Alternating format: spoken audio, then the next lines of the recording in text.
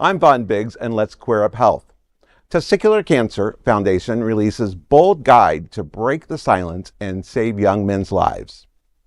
The Testicular Cancer Foundation has released If These Balls Could Talk, a guide to testicular cancer, a direct and practical resource addressing the most common cancer in men ages 15 to 35.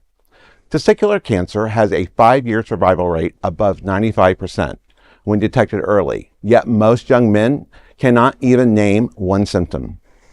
The foundation says lack of awareness is exactly what delays diagnosis and puts lives at risk.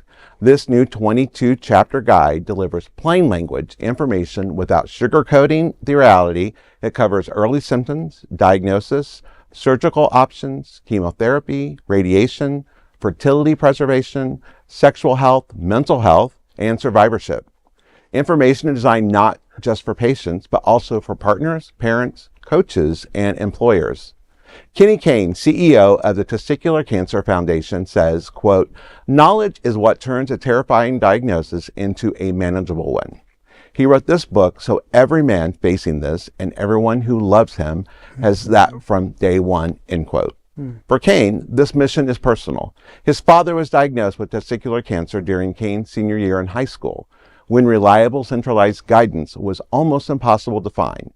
That experience shaped his commitment to providing clear, accessible information to families dealing with this disease. The book also emphasizes community through the Foundation's Survivor Network, known as the Cojone Club. It connects readers to people who have lived through testicular cancer, offering real-life insight and support and reassurance that no one has to navigate this alone. The Foundation encourages schools, athletic programs, healthcare providers, and community organizations to order bulk copies to strengthen the awareness and early detection initiatives nationwide. If These Balls Could Talk, a guide to testicular cancer, is available now through major booksellers and directly at testicularcancer.org/book. You know, we've talked about cancer a lot of times at this table, and it just goes down again about prevention, early screening. I mean, we see the age bracket here. It's like early screening. We need to be able to have these conversations with our doctors. And I'm always talking about people have to be willing to talk to their doctors, but that age group is not in there seeing their doctors. Right. Well, and what I love is that this actually shows like a change. I mean, based on the picture, he and I look like we might be around the same age. I'm probably a little older, but I had the same issue. The only reference I had to testicular cancer was an old gym teacher who kind of didn't even know how to say the words in like 11th grade. So for there to be 22 chapters on this, I'm amazed that there's that much information. Right. Right. I was going to make a joke and say it takes some balls to make a book about balls, but actually it's really good. You know, it destigmatizes exactly what's going on. I'm 38 years old. I'm out of that age bracket, but you know, I don't know that I'm immune from it. I don't know that anybody's immune from it. Right. I mean, this gentleman's father was diagnosed, so I want to think that his father was over 35.